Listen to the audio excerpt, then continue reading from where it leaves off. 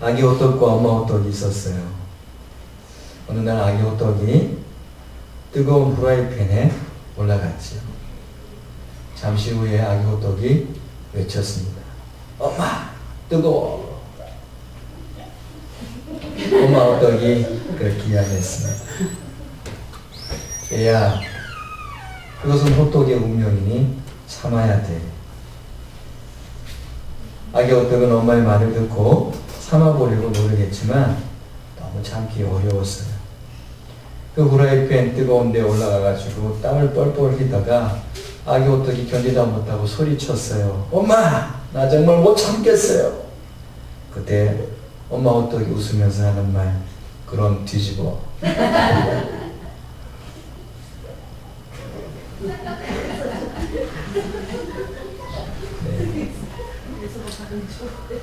그 뒤집으면 얼마 동안 괜찮을까요? 호떡의 고통이 사라질까요? 여러분들은 뜨거운 고통이 찾아올 때 여러분은 어떻게 합니까? 견디다 뒤집어! 그렇게 하십니까? 그러면 얼마나 그 고통을 견딜 수 있을까요? 뒤집는다고 해서 그 고통이 사라지겠습니까? 문제가 없어지겠습니까? 이스라엘 역사에서 다윗 왕 다음으로 좋게 평가된 왕이 있었습니다. 그의 삶을 성경은 이렇게 말씀하고 있습니다. 히스기야가 그의 조상 다윗의 모든 행위와 같이 여호와께서 보시기에 정직하게 행하여, 그의 조상 다윗의 모든 행위와 같이 여호와께서 보시기에 정직하게 행했다. 이렇게 그를 이야기하고 있습니다. 그러면 그가 여호와 보시기에 좋게 행한 그의 삶은 어떻게 자세히 나와 있습니까? 열왕기하 18장 4절 말씀 한번 보실까요? 4절 말씀 속에는 그가 하나님 보시기에 정직하게 행한 삶의 한 모습이 기록되어 있습니다. 그가 했던 모습이 기록이 되어 있는데 우리 같이 한번 읽어보실까요? 그가 여러 산당들을 제거하며 주상을 깨뜨리며 아세라 목상을 씻으며 모세가 만들었던 노뱀을 이스라엘 자손이 이때까지 향하여 분향함으로 그것을 부수고 느수단이라 일컬었더라. 아멘. 여기서 한 일이 뭡니까? 우상 다 없이했습니다. 그런데 이스라엘 백성들 중에 우상 중에 어떤 것이 있었냐면 이 왕정시대 히스기야 때까지 그들이 버리지 않았던 것이 있었습니다. 그것이 뭐냐면 모세가 광야에서 들었던 노뱀입니다. 이 노뱀을 여러분 아시죠? 이스라엘 백성들이 불뱀에 물려서 죽어가고 있을 때 하나님께서 장대 끝에 노뱀을 달아라. 그걸 쳐다보는 자는 모두 살 것이다.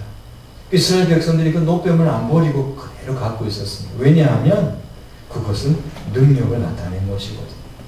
병고침의 통로가 되었거든요. 그러니까 그 노뱀을 그렇게 우상처럼 받들고 그 앞에 분향한 것입니다. 그래서 이것이 무서운 것이에요. 만약에 모세의 무덤이 있었다 그러면 지금 난리 났을 겁니다. 그래서 하나님께서 어쩌면 모세의 무덤이 없도록 하셨는지도 모르겠습니다. 사람들이 능력을 행하고 어떤 힘을 발휘한 그 통로, 때로는 그 사람들이 하나님의 자리에 서버릴 경우가 너무 많이 있습니다. 성도 여러분, 우리가 어떤 위대한 일을 행한다 할지라도 절대 분양받는 자리에서는 서지 않길 바랍니다. 여러분을 통해서 어떤 권세가, 어떤 힘이 나타난다 할지라도 그것이 나의 힘인 양 이렇게 그 앞에 나타내지 마시기 바랍니다. 결국 그것은 나를 망하게 하고 나를 바라보는 사람들을 망하게 하는 것입니다. 모세가 들었던 그 노뱀, 수많은 시간이 지난 다음에도, 세월이 지난 다음에도 그들은 그것을 버리지 못했습니다. 그게 히스기야 때에 다 없어지게 되는 것입니다. 이 얼마나 통쾌한 일인지 모릅니다. 느수단이라는 말은 놋 조각을 말하고 있습니다. 그걸 다 분해시켜 버린 것입니다. 여러분, 지금까지 나의 삶 가운데 그건 뭔가 능력을 행했던 간증거리, 때로는 뭔가 이렇게 남들한테 내세울 만한 그것, 혹시 노뱀 아닌가요? 그거 여러분 오늘 다 노 조각으로 만들어 버리시기를 축복합니다. 그게 하나님의 자리를 가로막고 있습니다. 내가 그동안 무엇을 했노라, 내가 그동안 어떤 일들을 했노라, 4주년쯤 되니까 뭔가 우리의 흔적들이 있는 것 같아요. 예수님의 흔적이 아니라 여기저기에 이 노병과 같은 것들이 있을 수 있는 것입니다. 내 신앙생활 속에서 이 노병들이 있을 수 있습니다. 여러분, 히스기야의 개혁에 동참하시길 바랍니다. 그거 다 태워버리시고 다 조각 만들어서 더 이상 우상의 자리에 들어오지 못하도록 해야 될 것입니다. 자, 우리 5절 말씀 보실까요? 같이 읽어보십시다. 시작. 히스기야가 이스라엘 하나님 여호와를 의지하였는데 그의 전후 유다 여러 왕 중에 이러한 자가 없었더라. 그러한 자가 없었습니다. 하나님을 의지했는데 그의 전후에 유다의 왕들 속에서 이와 같은 사람이 없었다라는 것입니다. 여러분, 이거 우리한테 좀 도전이 되지 않습니까? 하나님을 의지했는데 이렇게 의지하기를 축복합니다. 이렇게 돼야 되죠. 하나님을 의지했는데 내가 보니 하늘꿈교회 성도들이 정말 전무후무한 사람들이더라. 여러분, 믿음의 역사가 우리 삶 속에 있길 바랍니다. 믿음은 뭡니까? 하나님을 의지하는 것입니다. 히스기야는 하나님을 의지하는 사람이었습니다.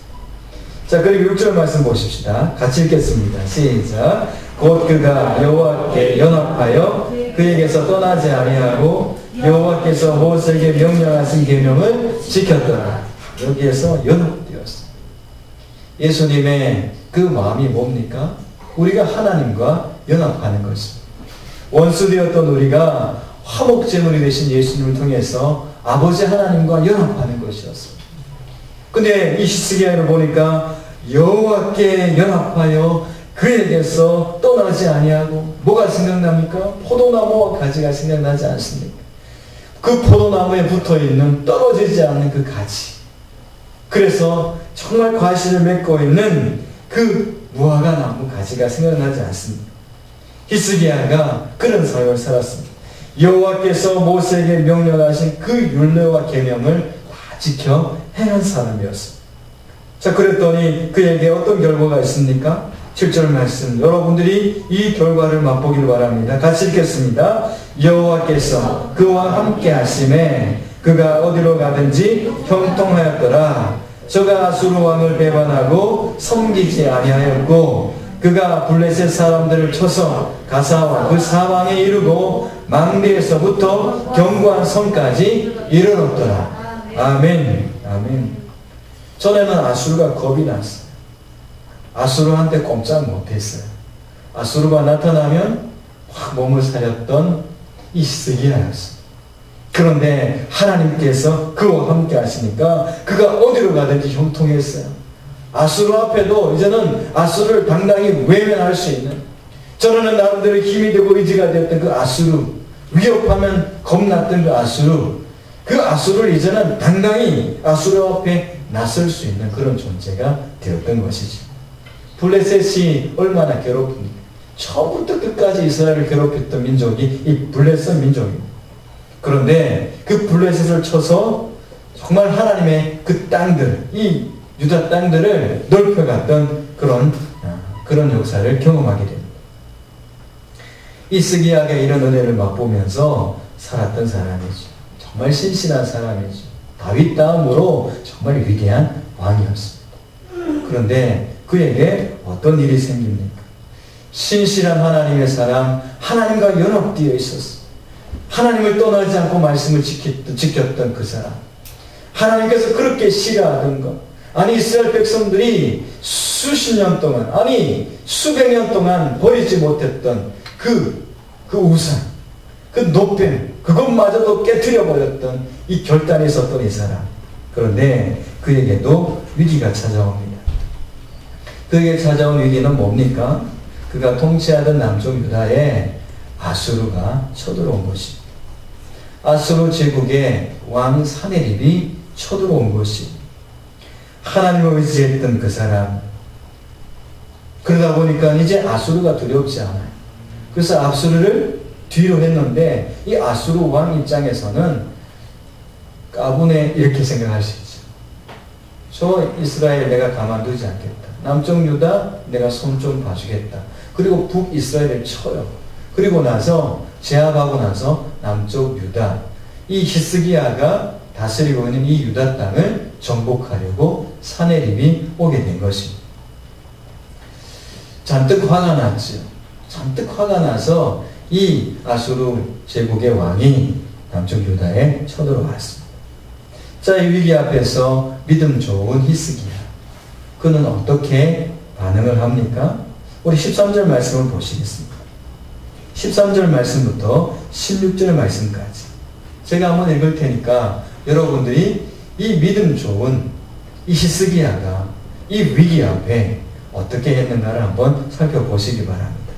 히스기야 왕 제14년에 아수르의 왕 사네립이 올라와서 유다 모든 견고한 성읍들을 쳐서 점령하며 유다의 왕 히스기야가 라게스로 사람을 보내어 아수르 왕에게 이르되 내가 범죄하였나이다. 나를 떠나 돌아가소서.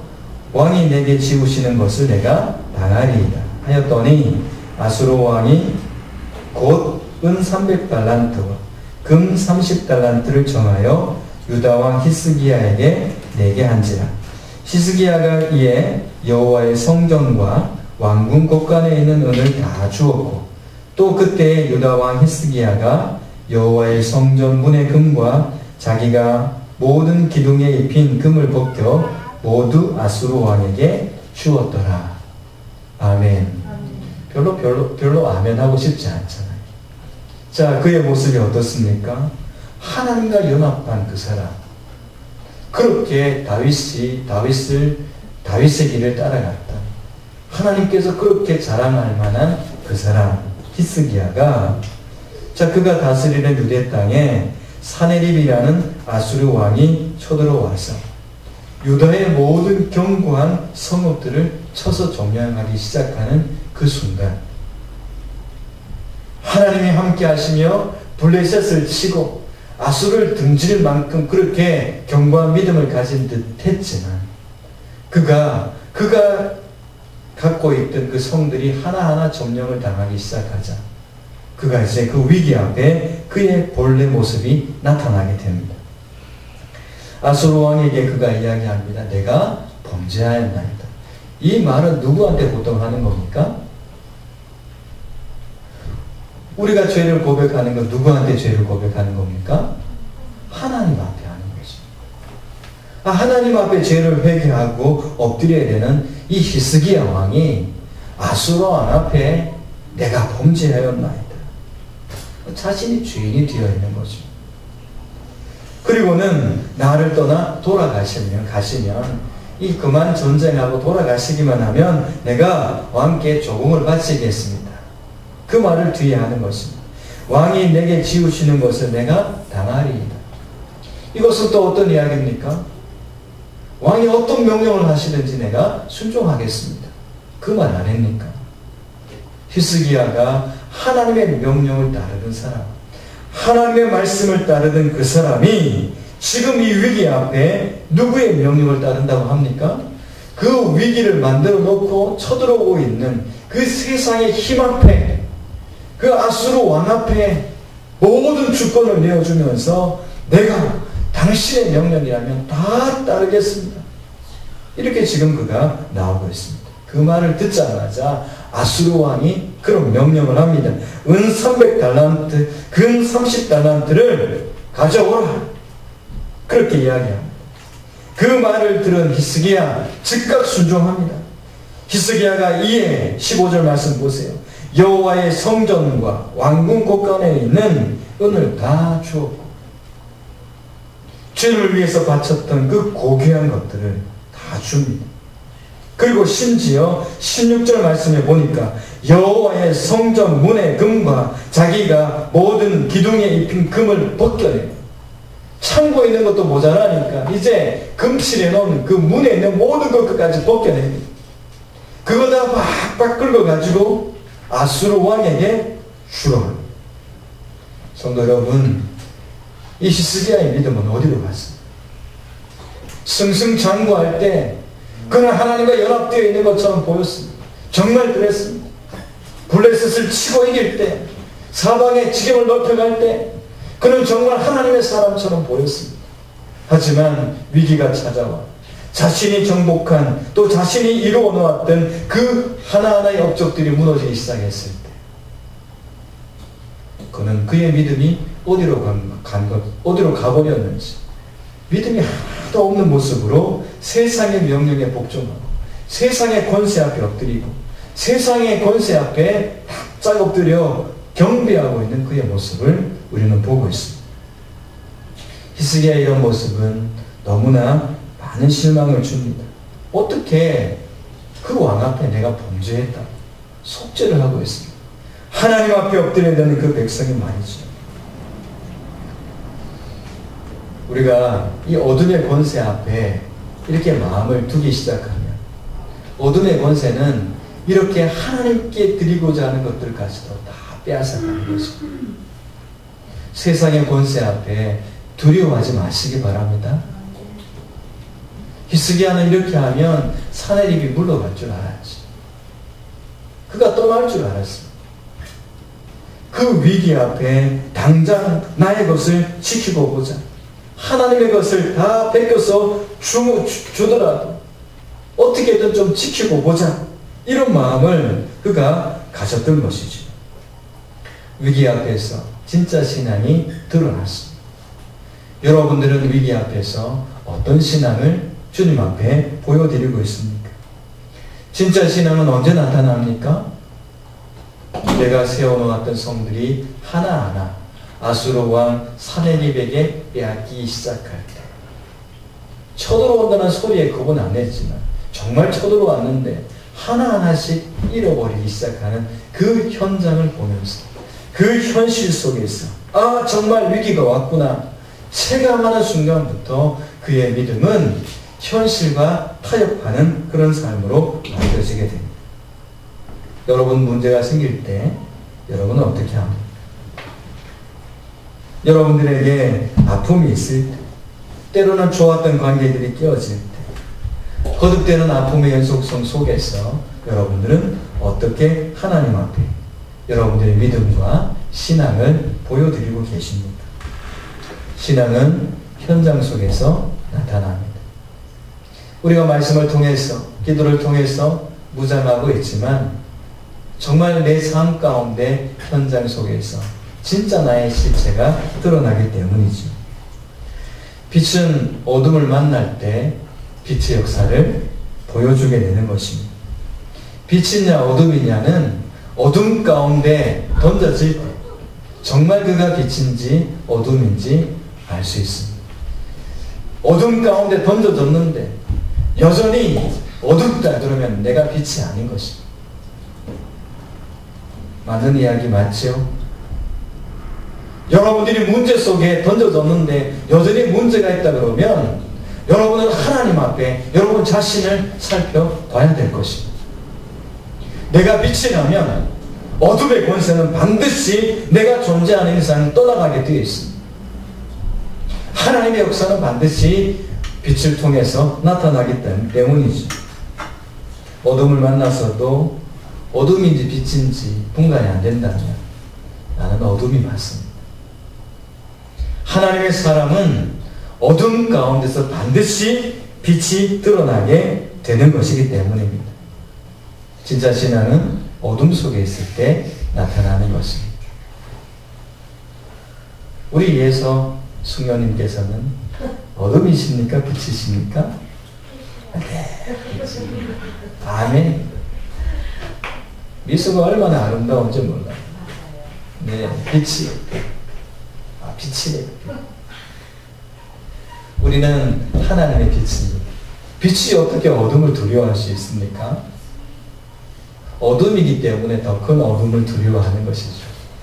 빛은 절대 두려워하지 않습니다. 문제를 심각하게 바라보지 않습니다. 왜냐하면 해답을 알고 있는데, 여러분 답을 갖고 있는 사람이 그 문제 앞에서 두려워합니까? 답을 알고 있는 사람은 아무리 문제가 복잡해도 두려워하지 않습니다. 아니 아무리 복잡한 그런 비밀 열쇠가 자물쇠가 있다 그러더라도 비밀번호 알면 되지 않습니까?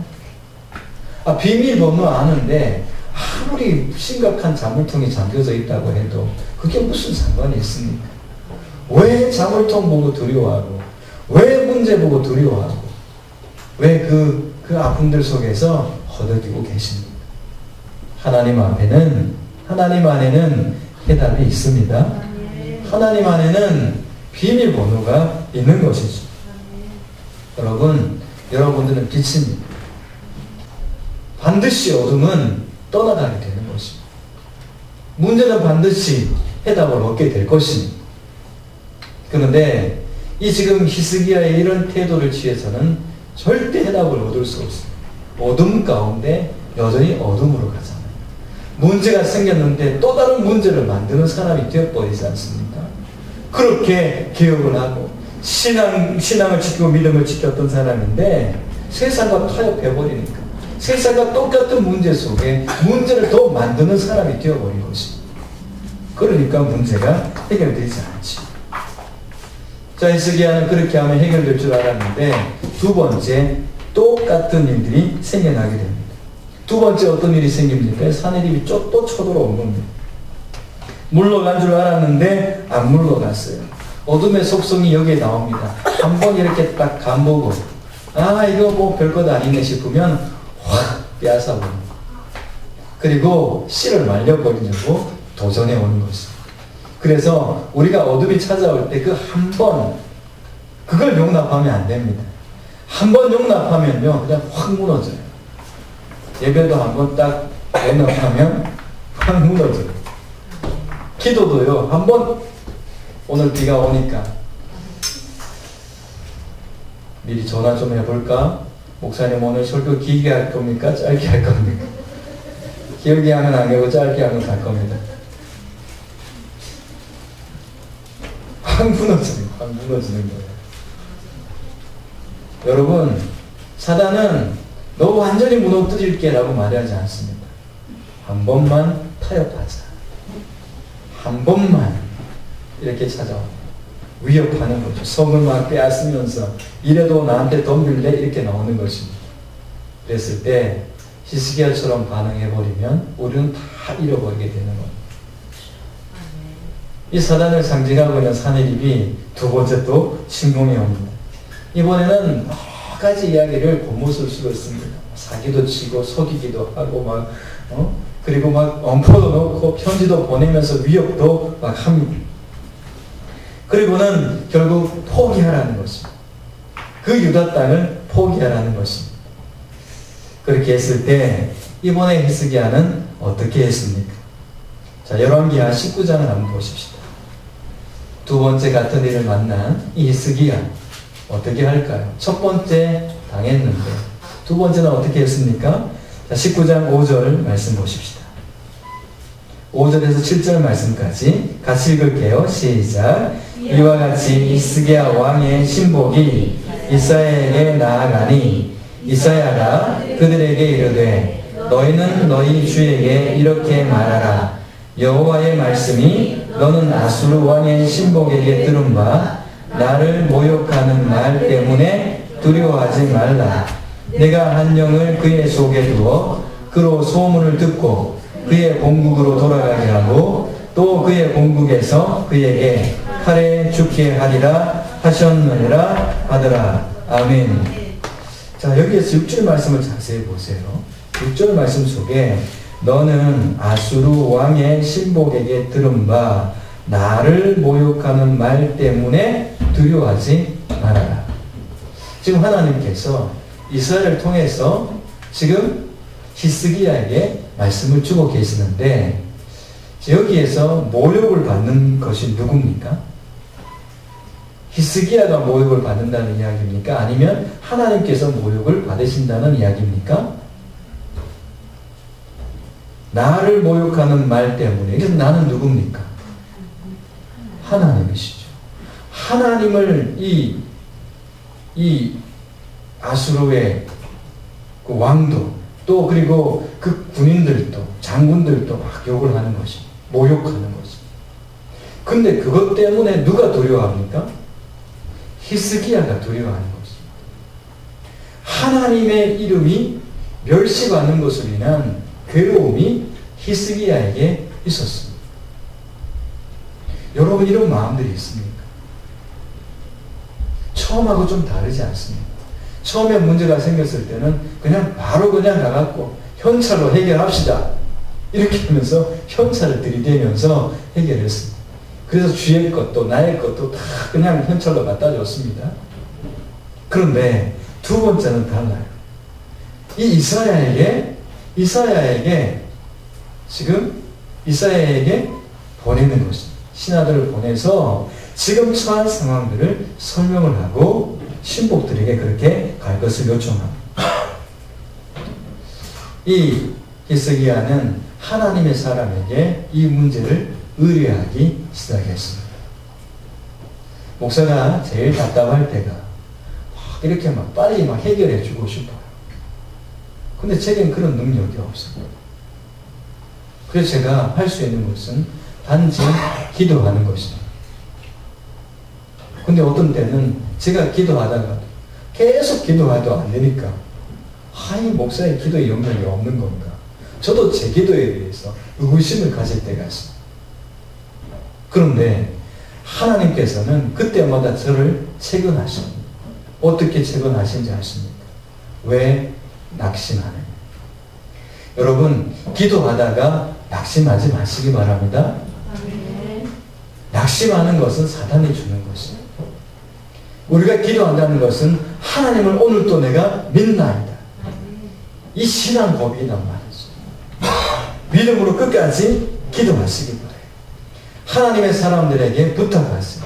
여러분 왜 저한테 기도 제목 안 내놓습니까? 기도 제목 왜 말하지 않습니까? 어떤 분은 그래요. 목사님이 기도를 너무 많이 할 것 같아서 내 기도까지 어떻게 다 해주려나. 아니 저를 위로해줘요. 그럼 저를 위로해주는 게 아닙니다. 저는 여러분들의 형편과 처지를 알고 있지만 하지만 여러분들의 마음의 태도가 중요한 것입니다. 이거 목사님한테 좀 이야기해서 같이 좀 기도해야 되겠다라는 그 마음의 태도를 하나님께서 기뻐하신다는 것이죠. 끄떡끄떡만 하지 마시고 꼭 가시기 바랍니다. 그게 믿음의 태도라는 것이에요. 아니 목사님 알 텐데 뭐 기도하고 있을 텐데 뭐 그거 아니에요. 여러분들이 가져야 되는 태도가 뭐냐면 이사야에게 나아가서 부탁하는 겁니다. 하나님의 사람들에게 부탁하는 거예요. 그리고 요청하는 것입니다. 기도 좀 해달라고. 핸드폰 하나님이 왜 만들어 주셨을까요? 그런 거 부탁하라고. 문자 보내라고. 쓸데없는 거. 오늘 어떤 분이 저한테 보냈는데 걔 서커스 하는 거 보내주셨어요. 제가 그거 보고 한참 웃었습니다. 너무 웃어웠어요. 좋아요. 저를 믿어주신 건 너무 감사해요. 하지만 제가 보고 싶고 듣고 싶은 것은 그런 게 아닙니다. 서커스 같은 일은 세상에 너무 많이 있잖아요. 정말 웃기는 일이 세상에 얼마나 많이 있습니다. 호떡 이야기만 들어도 웃기지 않습니다. 뒤집는다고 문제가 해결됩니다. 그랬으면 정권이 바뀔 때마다 이 세상은 천국이 되었을 것입니다. 뒤집어서 될 문제가 아닌데 또 뒤집으려고 합니다. 여러분 하나님 앞으로 가셔야 돼요. 하나님의 사람들이 이 문제들을 풀어가야 되는 것입니다. 하나님께 나아가니까 이 이사야가 다 대답해 주잖아요. 하나님께서 이렇게 응답하셨습니다. 그리고 지금 그 왕에게 가서 이야기하라고 이야기하지 않습니다. 여러분 히스기야의 태도가 믿음의 태도로 달라졌습니다. 자, 열왕기하 19장 14절부터 한번 보십시다. 자, 신하들을 보내놓고 나서 이 히스기야는 뭐 합니까? 14절 말씀 같이 읽으십시다. 시작. 히스기야가 사자의 손에서 편지를 받아보고 여호와의 성전에 올라가서 히스기야가 그 편지를 여호와 앞에 펴놓고, 여러분 이 말씀을 읽을 때 여러분들의 편지를 펴놓으셔야 됩니다. 여러분도 펴놓으셔야 돼요. 하나님 다 아시지? 다 아시죠? 근데 왜 아시는 하나님께서 이 히스기야의 이야기를 성경에 기록해 놨습니까? 너의 믿음을 보이라는 것이죠. 성전까지 나오라는 이야기, 주님 앞으로 나아가라는 이야기입니다. 그리고 그 성전에서 하나님 앞에 그것을 펼쳐놓았습니다. 자신의 모든 문제를 그 앞에 내려놓고 그 주님 앞에 보여드리는 것입니다. 그리고 그가 뭐합니까? 15절 말씀에는 분명히 말씀하고 있습니다. 그 앞에서, 하나님 앞에서 그 문제 펴놓은 그 편지 앞에서 히스기야가 기도하여 이르되, 기도하여 주님 앞에 모든 것들을 아뢰고 있습니다. 16절 말씀 볼까요? 같이 읽으십시다. 시작. 여호와여 귀를 기울여 들으소서. 여호와여 눈을 떠서 보시옵소서. 산에 위 살아계신 하나님을 비방하러 보낸 말을 들으시옵소서. 지금 뭐합니까? 하나님 들어주세요. 하나님 봐주세요. 하나님 그 소리 들어주세요. 하나님께서 귀가 없으십니까? 하나님이 눈이 없으십니까? 귀도 있고 눈도 있으신 하나님이십니다. 전지전능하신 하나님이십니다. 왜 모르시겠어요? 하지만 우리의 갈급함이 있는가라는 것이죠. 우리의 간절함이 있는가?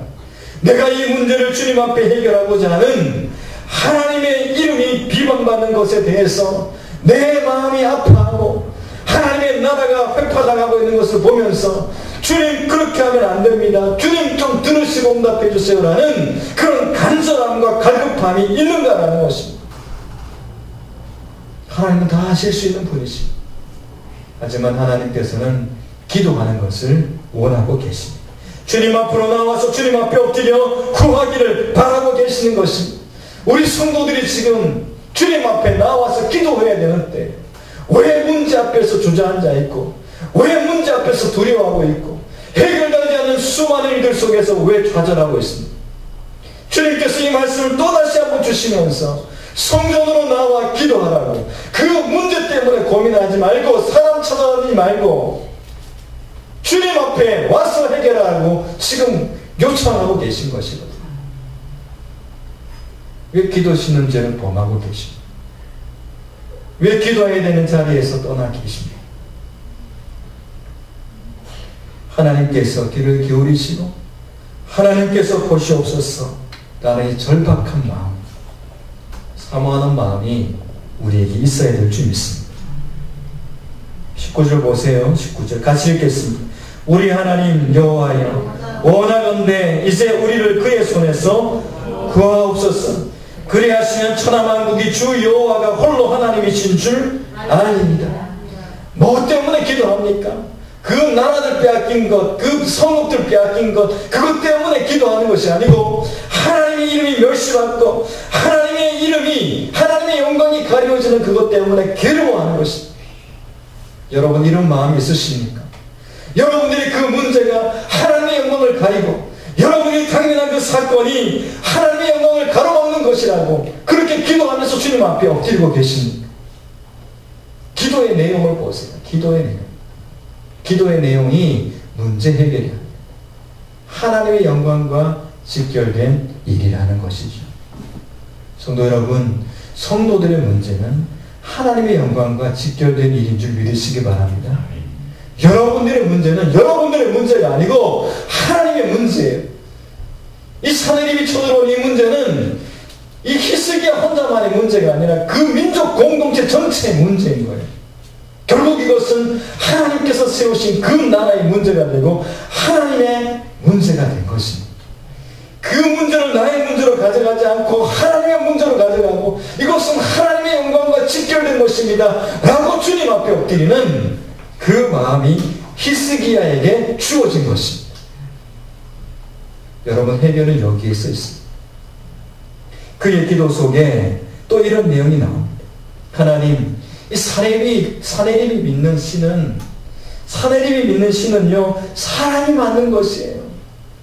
사람의 손으로 만든 것이에요. 사람이 만든 그 신을 섬기는 사람들이 전지전능하신 하나님 앞에 도전장을 내걸고 있어요. 그게 뭡니까? 15절 말씀 보세요. 15절 하반절을 보니까 여호와여 주는 천하만국의 홀로 하나님이시다. 주께서 천지를 만드셨나이다. 하나님은 모든 것을 만드신 전지전능하신 하나님이십니다. 그렇지만 아수르는 사람이 만든 신, 사람이 만든 우상, 그것을 섬기는 사람입니다. 그들에게 멸시를 당해서는 되겠습니까? 하나님의 이름이 먹칠당하고 있습니다. 성도 여러분들의 절망은 하나님의 영광을 가리는 것입니다. 여러분들이 자포자기 하는 것은 하나님의 얼굴에 먹칠하는 것이에요. 하나님의 영광을 위해서라도 여러분은 그 문제를 이기셔야 되는 것입니다. 여러분, 그런 불타는 사명이 있길 바랍니다. 사업하시는 분들, 또 공부하시는 분들, 여러분 어떤 일을 하든지 간에 여러분 절대 절망하지 마시기 바랍니다. 절망스러울 때 주님 앞에 갖고 나오세요. 그리고 기도의 자리로 나오셔야 돼요. 기도의 자리로 오셔야 돼요. 기도하셔야 된다는 말입니다. 목사가 아무리 기도합시다 그래도 기도 안 해요. 여러분, 이건 사람의 수완으로 풀어진 문제가 아닙니다. 지금까지 교회가 4년 동안 이렇게 흘러오면서요, 저는 이걸 실감하고 있습니다. 지금 당면한 문제도 이거 실감하고 있어요. 사람이 아무리 지혜로운 것을 들이대도요, 이 사람의 지혜는요, 얼마나 멋진지 몰라요. 멋지다는 표현이 너무 그런가요? 우리를 능가하고 있다는 이야기예요. 어느 정도까지요? 하나님 말씀을 다 떠나고 사단의 말이 옳습니다라고 인정할 수밖에 없을 정도로 사단이 그렇게 만들어 간다는 것입니다. 하나님 등지게 만드는 그 지혜가 사탄에게 있습니다. 하나님 말씀대로 살지 않아도 된다는 그것을 완전히 설득시켜갖고 하나님과 완전히 원수되게 만드는 그 지혜가 사탄에게 있다는 것입니다. 하나님께 기도 안 해도 너의 방법과 너의 계획과 너의 경험으로 충분히 할 수 있다라고 사단이 하나님을 떠나게 만드는 지혜가 있다는 것입니다. 거기에 마음을 빼앗기면 안 된다는 말씀이에요. 성도 여러분, 기도하셔야 됩니다. 아멘 하셔야 돼요. 기도의 자리로 나오셔야 돼요. 정말 하나님께서 이 문제를 관심 갖고 계시기 때문에 이것은 하나님의 영광과 직결된 문제라는 그런 간절한 마음을 가지고 주님 앞에 엎드려야 되는 것입니다. 하나님을 비방으로 보낸 말을 들으시옵소서. 하나님의 영광과 연결된 문제입니다. 이방의 어둠의 그 우상을 섬기는 자들 앞에 전지전능하신 하나님을 믿고 섬기는 제가 어떻게 이런 모습으로 살 수 있겠습니까? 그들에게 패배자가 되어서는 아니 될 것입니다. 여러분, 이런 믿음을 가지셔야 됩니다. 이건 세상 사람들은 발굴하는 이야기가 아닙니다. 하나님 말씀대로 그들을 잘 이끌어갈 수 있는 믿음의 장구들이 되는 것이고, 하나님의 선하신 방법으로 할 때 반드시 그 선하신 방법으로도 이길 수 있다는 것, 해결할 수 있다는 것을 그들 앞에 보여주는 것입니다. 정직하면 됩니까? 정직하면 됩니다. 말씀대로 살면 됩니까? 말씀대로 살면 됩니다. 이걸 우리가 주님 앞에 보여드리는 것이고 그 세상 앞에 보여주는 것입니다. 히스기야가 그렇게 나갔을 때 하나님께서는 어떻게 하셨습니까? 20절 말씀 보십시다. 20절 찾으셨습니까? 읽겠습니다. 시작. 아모스의 아들 히스기야가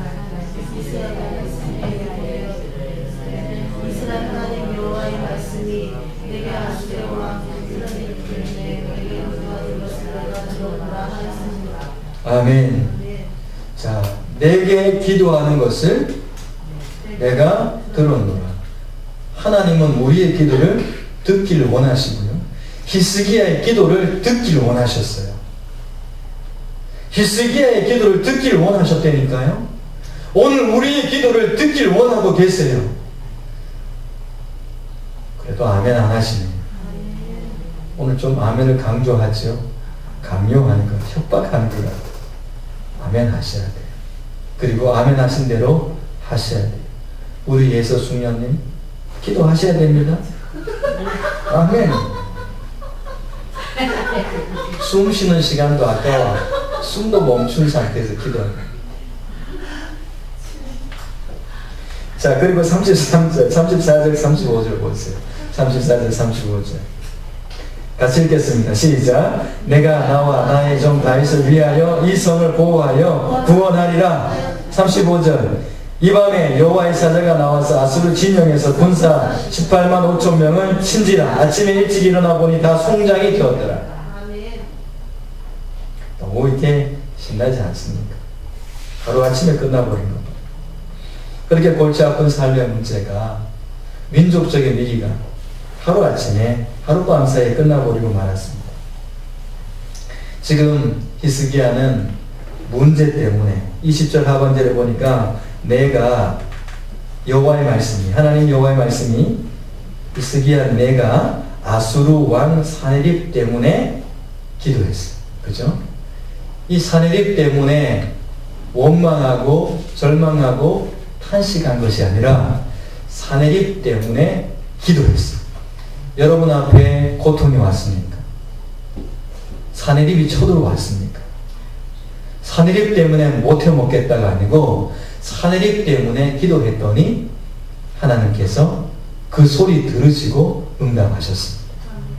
사네립이 얼마나 고마운 사람인지 아셔야 됩니다.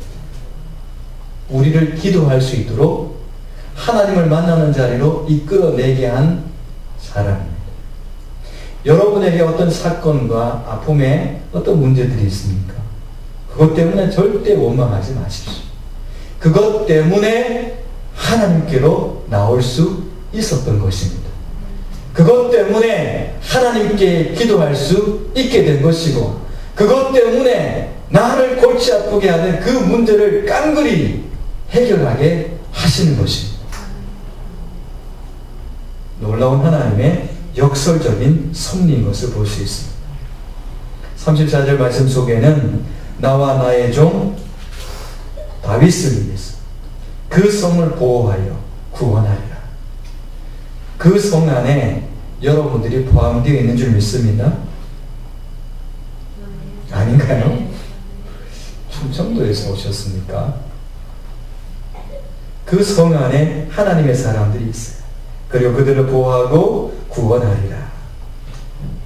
저는 오늘 설교 제목을 군대가 송장으로 이렇게 한번 생각해 봤어요. 아수르의 18만 5천 명이 그 강력한 군대가 하루아침에 송장이 되어버렸어요. 몇 가지 문제 가지고 죽는 것처럼 그렇게 표정 짓지 맙시다. 하나님의 사람들이 도대체 하나님을 어떻게 생각하고 있기에 이 땅의 문제 몇 가지 때문에 그렇게 굽신거리고 그 문제 앞에 쩔쩔매고, 아니 뭐 한 18만 원 안 되더라도 한 15만 정도 되면 모르겠습니다만 하나님이 그런 분이십니까 여러분? 우리가 믿는 하나님이 그런 분이십니까? 정말 그러면서 우리가 하나님의 영광을 위해서 산다고 찬양하고 계십니까? 죄송합니다. 저한테 지금 하는 이야기입니다. 18만 5천 명의 아수르 군대가 송장이 되어 있습니다. 오늘 하나님께서 여러분들에게 송장 만들어주겠다 약속하고 계신 줄 믿으시기 바랍니다. 내가 송장되면 안 되죠. 지금 여기 다 속이 문드러져서 겉은 멀쩡하지만 다 속이 송장이 되어 있는 사람들 있잖아요. 그 송장이 아니라 내 속을 송장 만든 그 일들이 이제 송장이 되겠다. 이 말씀입니다. 말씀을 마무리하겠습니다. 믿음의 사람들에게도 위기가 올 수 있습니다. 그렇게 신실했지 않습니까? 다윗을 그렇게 쫓아갔던 그리고 이스라엘 왕들 중에도 누구도 터치하지 못했던 그 노병까지도 다 가루로 만들어버렸던 이 개혁자. 그리고 하나님과 연합되어 있었던 이 사람. 갖출 건 다 갖췄던 믿음의 사람. 근데 그가 자신이 견고하게 세워놨던 성 하나하나가 무너지니까 위기의식을 느끼고 그 왕 앞에 가서 납작 엎드려 그를 경배하지 않습니다. 우리의 현실적인 믿음을 보십시다. 우리의 현 주소를 찾으셔야 돼요. 그리고 나서 사단은 한번 빼앗고 그냥 두느냐? 아닙니다. 다 빼앗아 가려고 합니다. 결국은 하나님과 원수되게끔 그 자리로까지 이끌려고 빼앗으러 왔죠. 하지만 이제는 그 사내립이 실수한 거죠. 왜냐하면 히스기야가 달라졌기 때문에 그렇습니다. 진짜 하나님과 연합해버린 것입니다. 빼앗기고 나니까 정신을 차린 거죠. 잃어버리고 나니까 정신을 차렸어요. 아, 믿을 건 하나님밖에 없구나. 그리고 하나님의 사람들을 그때부터 찾기 시작합니다. 그리고 이사야 찾았죠. 그리고 기도를 요청합니다. 그리고 자신은 편지를 들고 성전에 올라가요. 기도의 자리로 갔단 말입니다. 그리고 기도했더니 하나님께서 그 사내립 때문에 하는 너의 기도를 내가 들었다라고 그때 말씀하세요. 그리고 응답하세요. 그리고 그 군대를 송장으로 만들어버리세요. 세상의 위기 앞에 처하지 않은 사람들이 없어요. 하지만 대부분의 사람들이 히스기야가 첫 번째 반응했던 것처럼 반응하고 살아갑니다. 나의 도움이 사람들이고 나의 도움이 힘 있는 자들이고 나의 도움이 그래도 뭔가 이렇게 의지할 만한 세상의 것들이에요. 다 그렇게 하면서 풀어가려고 합니다. 하지만 나의 도움은 천지를 지으신 여호와에게서로다. 하나님이 우리의 도움 되시는 것입니다. 하나님이 나의 도움이 되고 하나님께서 응답하시고 하나님께서 내 기도를 듣는 그 순간 바로 아수르는 아무것도 아닌 존재가 되어버렸습니다. 뭐가 문제입니까? 아수르가 문제입니까? 아닙니다. 하나님의 역사가 이루어지느냐 이루어지지 않느냐, 하나님께서 개입하시느냐 개입하지 않느냐, 그것이 관건이라는 것입니다. 오늘 우리가 기도할 때 우리의 삶의 일들 속에 하나님께서 직접 진두지휘하시고 개입하시는 그런 역사가 있어지길 주님의 이름으로 축복합니다. 내가 송장이 아니라 그 문제들이 송장이 되는 이 밤이 되기를 축복합니다. 하나님 아버지 감사합니다.